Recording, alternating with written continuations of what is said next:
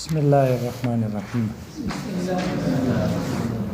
اللہم انفعنا بما علمتنا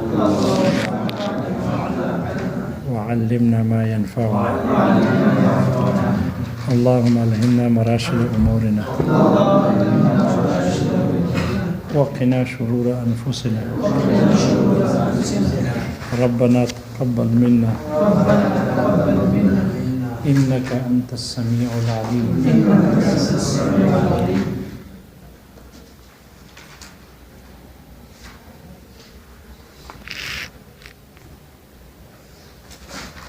احناف پر دو اعتراض ہو گئے کہ آپ لوگ خود شرط رابع کی مخالفت کرتے ہو، اس لیے آپ لوگوں کا قیاس کرنا درست نہیں ہے۔ دوسرے اعتراض کی صورت میں کہا تھا کہ فقیر کی بکری کی ظاہری صورت ساقط کر کے فقیر کے حق کو ساقط کیا گیا، فقیر کے حق کی تلافی کی گئی ہے، یا فقیر کے حق کو مارا گیا، اس لیے کہ فقیر کے لیے آپ علیہ الصلوۃ والسلام نے صراحتاً بکری کا ذکر کیا ہے، تو صریح نص میں بکری کا ذکر ہے، اور اس کے باوجود تم حنفیوں نے اس نص میں تعلیل کر کے بکری کی صلاحیت اور علت بیان کر کے تم لوگوں نے یہ کہا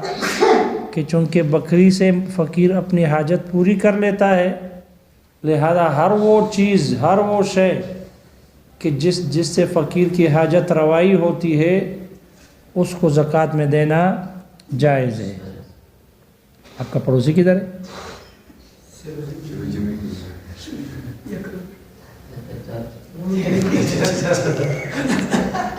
رات کو بھی نہیں تھا؟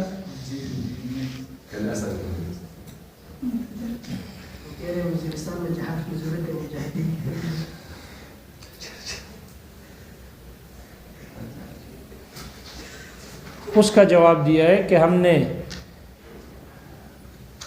نص سے جو ظاہری صورت ہے بکری کی ہم نے جو ساقط کیا ہے وہ ہم نے نص کی وجہ سے کیا ہے، قیاس کی وجہ سے نہیں کیا، اور وہ خود اس نص کی دلالت اور اسی طرح دوسرے ان نصوص کی دلالت کی وجہ سے کہ جس میں اللہ تعالیٰ نے بندوں کے ساتھ رزق دینے کا وعدہ کیا ہے، ان نصوص کی دلالت کی وجہ سے بکری کی ظاہر صورت کو ساقط کیا گیا فقیر کے حق میں، اور اس کے بدلے میں قیمت کے جواز کا قول اختیار کیا گیا، اس لیے کہ فقیر کی حاجتیں مختلف ہے۔ بکری صرف اور صرف اس کے کھانے کی ضرورت کو تو پورا کر سکتی ہے، اس کے سالن تو بنا سکتی ہے، لیکن اس کے لیے کپڑا، مکان یا دوسرے اشیاء کی ضرورت کو پورا نہیں کر سکتی، اس لیے کہا گیا کہ اگر بکری کی جگہ قیمت دے دے تو جائز ہے، اس لیے کہ بکری فقیر کے باقی ضروریات کے پورا کرنے کے اور اللہ تعالیٰ کے ان وعدے کے پورا کرنے کا احتمال، اس لیے کہ اللہ نے صرف رزق دینے کا، رزق میں تو صرف کھانا پینا تو نہیں، رزق میں تو صرف کھانا پینا تو نہیں ہے، بلکہ کپڑا بھی ہے، مکان بھی ہے، وغیرہ وغیرہ، اور وہ بکری اس کا احتمال نہیں رکھتی۔ اس لیے اللہ تعالیٰ کے ان وعدوں کو پورا کرنے کا جو حکم ہے، یہ اجازت، اس سے اجازت معلوم ہوتی ہے کہ آپ بکری کو قیمت سے تبدیل کرنا جائز ہے، بکری کو قیمت سے تبدیل کرنا، اگر نہیں کریں گے تو اللہ تعالیٰ کے وعدے پورے نہیں ہوں گے، اللہ تعالیٰ کے وعدے پورے نہیں ہوں گے، لہذا اللہ تعالیٰ کے ان مواعید کا حکم، جو امر جو ہے وہ پورا کرنے کا جو حکم ہے،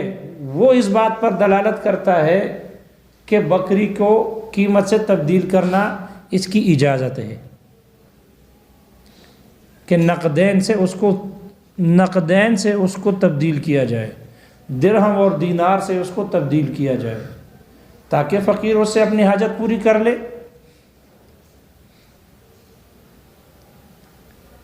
البتہ اس پر اعتراض ہے، اعتراض یہ ہے کہ یہ اللہ تعالیٰ کے مواعید کے پورا کرنے کا جو حکم ہے اس سے دلالتاً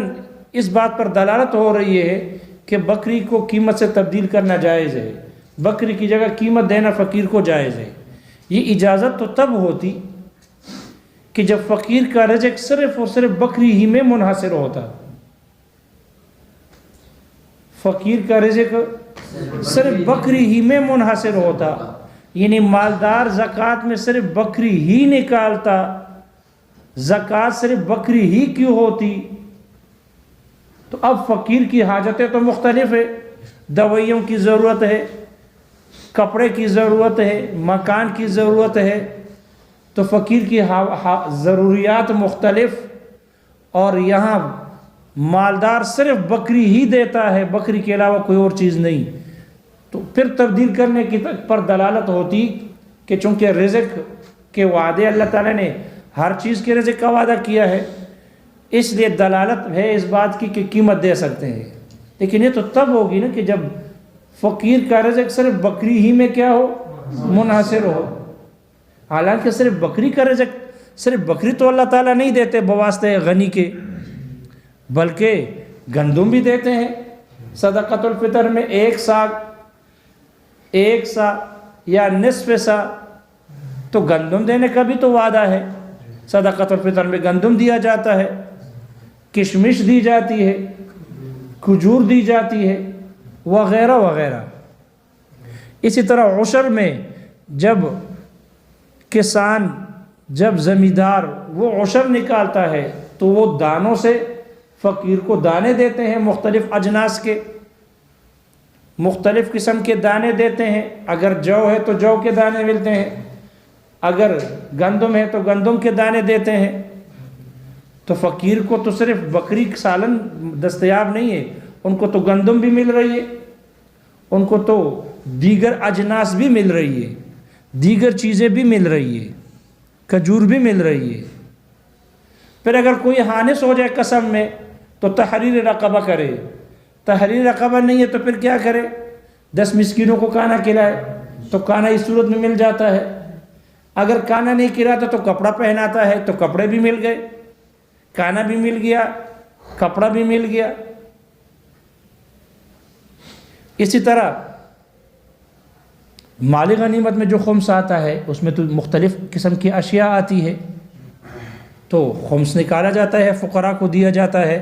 لہٰذا اس میں بھی ہر قسم کی چیز فقیر کو مل جاتی ہے۔ لہٰذا یہ اللہ تعالیٰ کے وعدوں کو پورا کرنے کا جو حکم ہے، اس سے جو آپ اجازت نکال رہے ہو کہ بکری کی ظاہری صورت ساقط ہے، بکری کی جگہ تم اس کی قیمت دے سکتے ہیں، یہ تو تب ہوگا کہ جب فقیر کا رزق صرف بکری ہی میں منحصر ہو، فقیر بیچارے کو بکری کے علاوہ کچھ نہ ملتا ہو، تو ہم کہتے ہیں بھائی وہ بکری کا کیا کرے، اس کا مریض پڑا ہوا ہے، اس کو دوائیوں کی ضرورت ہے، آپ نے زکوٰۃ میں بکری ہم کے ہاتھ میں دے دی، تو وہ دوائیوں کے لیے بکری کو پہلے اسپتال لے کے جائے گا، وہ تو پہلے منڈی جائے گا، پتہ نہیں کس قیمت پر اسے یہ بکری لوگ خریدتے ہیں، کیونکہ وہ تو اناڑی، اس کو تو پتہ ہی نہیں ہوگا۔ ہر کوئی آدمی کسان تو نہیں ہوتا، ہر آدمی کوئی بکریاں پالنے والا تو نہیں ہوتا کہ اس کو پتہ ہوتا ہے کہ یہ بکری کس نسل کی ہے، اس کی قیمت کیا بنے گی۔ ہو سکتا ہے بہت وہ ارزاں سے چلی جائے، مہنگی نہ ہو، لہذا اس کو ضرورت ہے دوائیوں کی، اور ادھر آپ نے اس کو ہاتھ میں بکری پکڑا دی، اس پر وہ خرچہ کر کے رکشے میں بیٹھے گا تو وہ جتنا کمایا ہے اتنا ہی وہ رکشے والے کو دے دے گا۔ لہذا فقیر کا رزق اگر صرف بکری میں منحصر ہوتا، اس کو بکری کے علاوہ کچھ نہ ملتا، تو ہم کہتے کہ ہاں اللہ تعالیٰ کے وعدوں کو پورا کرنے کا حکم جو ہے وہ اس بات پر دلالت کرتا ہے کہ قیمت دے دیا کرو۔ لیکن فقیر کو تو صرف بکری تو نہیں ملتی، گندم مل جاتی ہے صدقۃ الفطر کی صورت میں، کسوہ کپڑا مل جاتا ہے کفارہ یمین کی صورت میں، اور مال غنیمت کے خمس میں سے فقراء کو مختلف قسم کی اشیاء ملتی ہے، کفارہ زہار ہے وغیرہ وغیرہ۔ اس لیے یہ کہنا کہ اللہ تعالیٰ کے وعدے تبھی پورے ہوں گے جب ہم بکری کی جگہ قیمت بھی جائز قرار دیں اور قیمت دے تو اللہ تعالیٰ کے وعدے پورے ہوں گے، وگرنہ پورے نہیں ہوں گے، یہ بات درست نہیں ہے۔ اعتراض سمجھ میں آ گیا؟ اس کا جواب شاعر نے ذکر کیا ہے، شاعر نے اس کا جواب دیا ہے کہ زکوٰۃ ایک ایسی شے ہے کہ جس سے مسلمانوں کا کوئی شہر خالی نہیں ہے، مسلمانوں کا کوئی شہر زکوٰۃ سے خالی، یعنی مسلمانوں کے ہر شہر میں زکوٰۃ نکالی جاتی ہے، مالدار زکوٰۃ نکالتے ہیں، لیکن اور زکوٰۃ ظاہر بات ہے، چونکہ عام طور پر پرانے زمانے کی بات کریں گے کہ جو مال والے ہو، مویشی والے ہوں، تو وہ زکوٰۃ نکالتے ہیں، بکریوں کی صورت میں، گائے کی صورت میں وہ زکوٰۃ نکالتے ہیں۔ تو مسلمانوں کا کوئی شہر زکوٰۃ سے خالی نہیں ہے، ہر شہر میں زکوٰۃ دی جاتی ہے، لیکن صدقۃ الفطر اس لیے کہ آج کل تو نہیں ہے، لیکن پرانے زمانے میں اللہ تعالیٰ کی طرف سے زکوٰۃ کا مطالبہ کرنے والے عامل بھی گھومتے تھے، عامل بھی گھومتے تھے، ہر قسم کے مویشی اور مال رکھنے والوں کے پاس جاتے تھے، اور ان سے عامل وہ ان سے مال زکوٰۃ اللہ وہ وصول کرتے تھے پرانے زمانے میں۔ آج کل تو نہیں ہے، آج کل تو یہ گورنمنٹ کی طرف سے، حکومت کی طرف سے یہ کہ بینکوں میں جو مال پڑا ہوا ہے وہ یکم رمضان کو غالباً کٹوتی ہو جاتی ہے، یکم رمضان کو وہ زکوٰۃ کاٹ دیتے ہیں، آپ خوش ہو یا نہ خوش ہو، آپ دینا چاہے یا نہ دینا چاہے،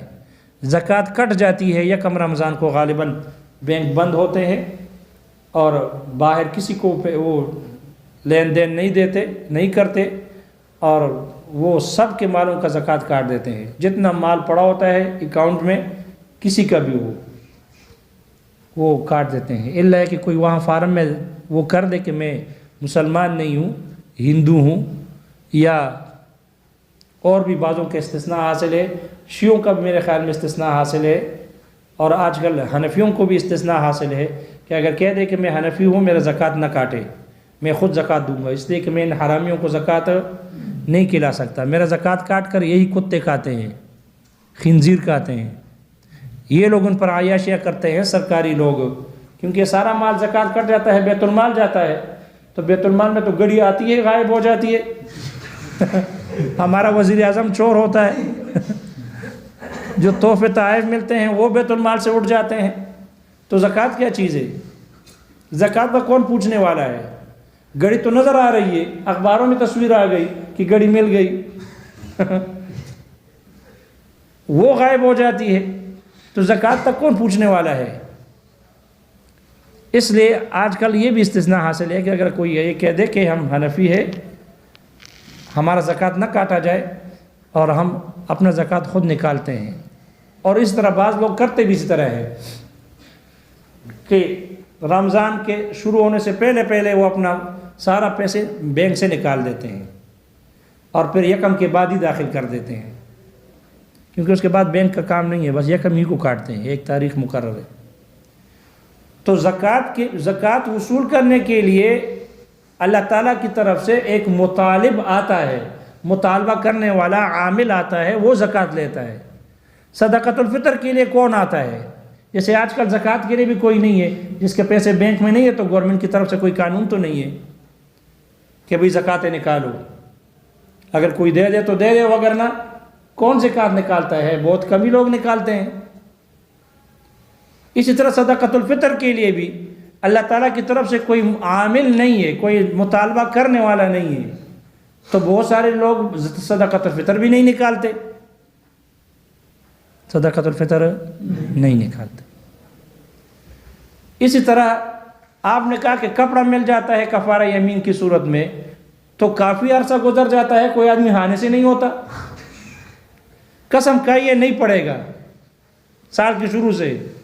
قسم کھائیے نہیں پڑے گا، سال ختم ہو رہا ہے ابھی ہانے سے ہوا نہیں ہے، اس لیے کہ پڑے گا تو ہانے سے ہوگا نا۔ تو شارع کہتے ہیں ایک کافی عرصہ گزر جاتا ہے، کوئی آدمی ہانے سے، سارے پکے مسلمان ہیں، جس بات پر قسم کھا لیتے ہیں اس پر ڈٹ جاتے ہیں کہ قسم کھائیے، لہذا کوئی ہانے سے نہیں ہوتا، تو ایک لمبے عرصے تک کوئی جب ہانے سے نہیں ہو رہا تو کفارہ کیسے دے گا؟ اسی طرح مال غنیمت ہے تو مال غنیمت مسلمان حکمران یا مسلمان حاکم یا مسلمان لیڈر جہاد کرے گا تو مال غنیمت آئے گا. جہاد ہی نہیں ہو رہا.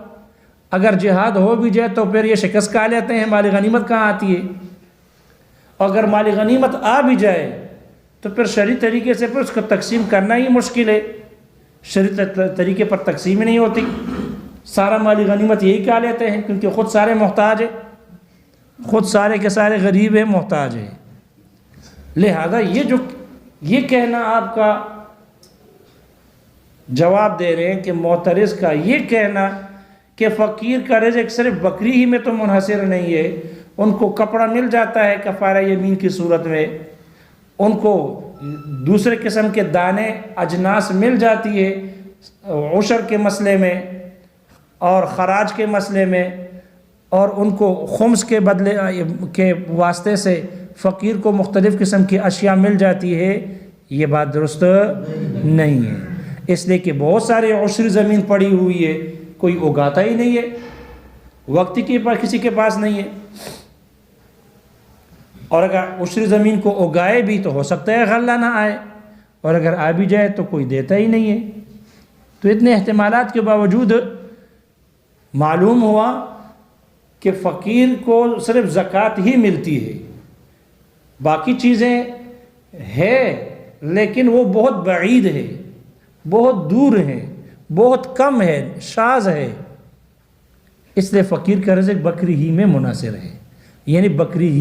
بکری یا و معافی معنیٰ جو بکری کے معنی میں ہو. اس لیے یہ جو اللہ تعالیٰ کے وعدے ہیں یہ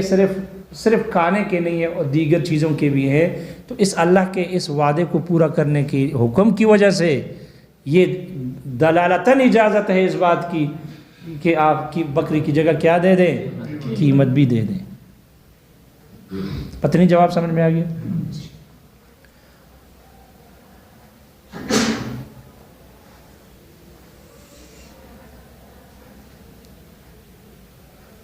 البتہ پھر یہاں سوال ہے کہ اگر بکری کی جگہ قیمت بھی دینا جائز ہے تو پھر نس میں بکری کی صراحت کیوں آ گئی؟ نس میں بکری کی صراحت کیوں آ گئی؟ شارع نے پھر بکری کی صراحت کیوں کی جب قیمت کا دینا بھی جائز ہے؟ تو اس کا جواب دیا ہے کہ اگر بکری کا صراحت نہ کرتے تو پھر ہمیں پتہ نہ چلتا کہ کتنی زکوٰۃ دینی ہے. اس سے زکوٰۃ کی قیمت کا اندازہ ہو جاتا ہے کہ اتنی زکوٰۃ دینی ہے جو ایک بکری کی ہوتی ہے. بکری کی صراحت نہ ہوتی تو پھر قیمت کا اندازہ بھی نہ ہوتا. اس لیے بکری کی صراحت آ گئی تاکہ اس سے قیمت کی مقدار معلوم ہو سکے کہ واجب مقدار اتنی ہی ہے.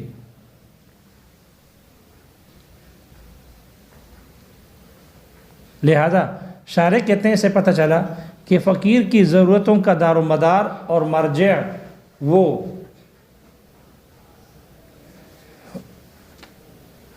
زکوٰۃ ہی ہے. وہ کیا ہے؟ زکوٰۃ ہی ہے, کیونکہ عام طور پر مسلمانوں کا کوئی شہر زکوٰۃ دینے سے خالی نہیں ہوتا, جبکہ دوسری اشیاء وہ ہے لیکن وہ تھوڑی سی بعید ہے, کم ہے. یہ بات سمجھ میں آ گئی؟ یہ ہے قیاس کے لیے شرائط. قیاس کے شرائط کتنی شرطیں ہو گئی؟ 4 شرطیں ہو گئی. آگے قیاس کا رکن بیان کر رہے ہیں. قیاس کا رکن ہے وہ چیز ہے کہ جس کو نص کے حکم پر علامت بنایا گیا.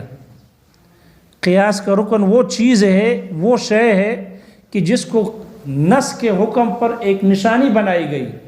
نص کے حکم پر علامت بنایا گیا, اور وہ شے وہ معنی ہے کہ جو جامع ہو اصل اور فرع کے درمیان میں, جو جامع ہو اصل اور فرع کے درمیان میں,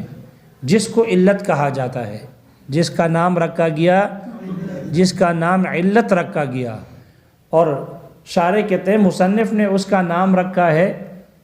رکن. مصنف نے اس کو کیا کہا؟ رکن کہا. رکن اس لیے کہ رکن و شے داخل و شے ہوتی ہے, اور رکن جو ہوتی ہے اس کی وجہ سے شے قائم ہوتی ہے. رکن ہی کی وجہ سے ایک چیز قائم ہوتی ہے۔ لہذا شارح کہتے ہیں مصنف نے علت کو قیاس کا رکن کہا، اس لیے کہ قیاس کا دار و مدار ہی اس علت پر ہے، قیاس کا دار و مدار علت پر ہے، اس لیے کہ بغیر رکن کے قیاس بھی قائم اور حاصل نہیں ہوتا۔ اور اسی علت کو شارح کہتے ہیں مصنف نے علم بھی کہا کہ یہ علامت ہے، علمن یہ علامت ہے، اس کے اوپر نص کے حکم پر علامت ہے۔ اور وجہ یہ ہے، علم اس لیے کہا، علم کی وجہ تسمیہ، رکن اس لیے کہا کہ قیاس کا دار و مدار اس پر ہے، تو رکن کہنے کی وجہ تسمیہ یہ کہ قیاس حاصل ہی نہیں ہو سکتا بغیر علت کے، لہذا معلوم ہو یہ رکن ہے۔ اور مصنف نے اسی علت کو عالم بھی کہا، نشانی کہا، علامت کہا، اس لیے کہ شرعی جتنی بھی علتیں ہوتی ہیں وہ نص کے حکم پر علامتیں ہوتی ہیں، اس پر نشانیاں ہوتی ہیں اور ان کے لیے معرف ہوتی ہے، پہچان کرانے والی۔ لہذا چونکہ شریعت کی علتیں شرعی احکامات کے لیے معرف ہوتی ہے اور ان پر علامتیں اور نشانیاں ہوتی ہے، اس لیے ان کو عالم کہا گیا۔ کیا کہا گیا؟ عالم کہا گیا۔ جبکہ موجب حقیقی، حکم کو واجب کرنے والی ذات وہ اللہ تعالیٰ کی ذات ہے، وہ اللہ تعالیٰ کی حکم علت واجب نہیں کرتا، علت سے حکم واجب نہیں ہوتا، بلکہ یہ علت اس حکم پر ایک علامت ہے۔ جب یہ علت پائی جائے گی تو علامت پائی جا رہی ہے کہ یہاں حکم ہے، حکم علت کی وجہ سے واجب نہیں۔ موجب حقیقی حقیقت میں اللہ تعالیٰ کی ذات ہے، موجب حقیقی حقیقت میں اللہ تعالیٰ کی ذات ہے۔ شارح کہتے ہیں اس میں فقہاء اور اصولیین کا اختلاف ہے کہ آیا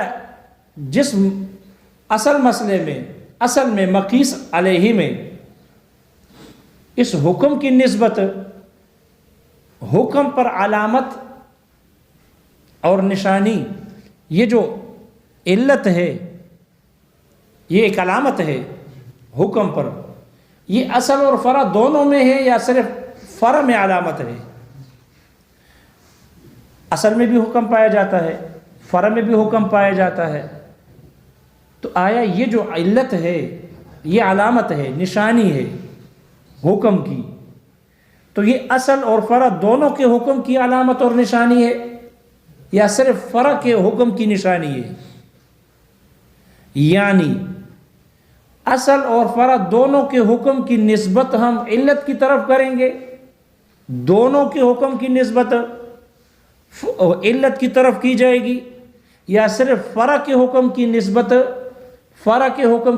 علت کی طرف کی جائے گی، اصل کے حکم کی نسبت علت کی طرف نہیں کی جائے گی؟ اس میں اختلاف ہے۔ اس میں کیا ہے؟ اختلاف ہے۔ مشائخ عراق اور شیخ قاضی ابو زید دبوسی رحمہ اللہ اور شیخین کا مذہب یہ ہے کہ جو علت ہے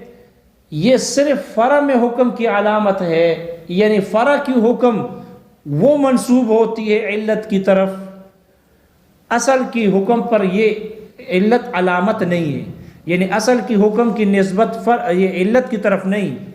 بلکہ وہ نص کی طرف ہوتی ہے۔ کس کی طرف ہوتی ہے؟ اصل میں تو نص بھی موجود ہوتی ہے، پھر اس کو معلول بالعلت کیا جاتا ہے، تو اصل کے مقیس علیہ کے حکم کی نسبت ہم اب نص کی طرف کریں گے یا علت کی طرف کریں گے؟ مشائخ عراق کہتے ہیں، مشائخ عراق فرماتے ہیں کہ اصل میں مقیس علیہ میں حکم کی نسبت وہ نص کی طرف کی جائے گی، اس لیے کہ وہ قطعی ہوتی ہے، اقوا ہوتی ہے، اس میں علت پائی جاتی ہے، لیکن علت ظنی ہوتی ہے۔ مجتہد کے اجتہاد سے انہوں نے ایک وصف کو، ایک معنی کو علت قرار دیا تو وہ ظنی ہے اور نص قطعی ہے، اور حکم کی نسبت اقوا کی طرف، قطعی کی طرف ہوتی ہے، دلیل قطعی کی طرف ہوتی ہے، نہ کہ دلیل ظنی کی طرف۔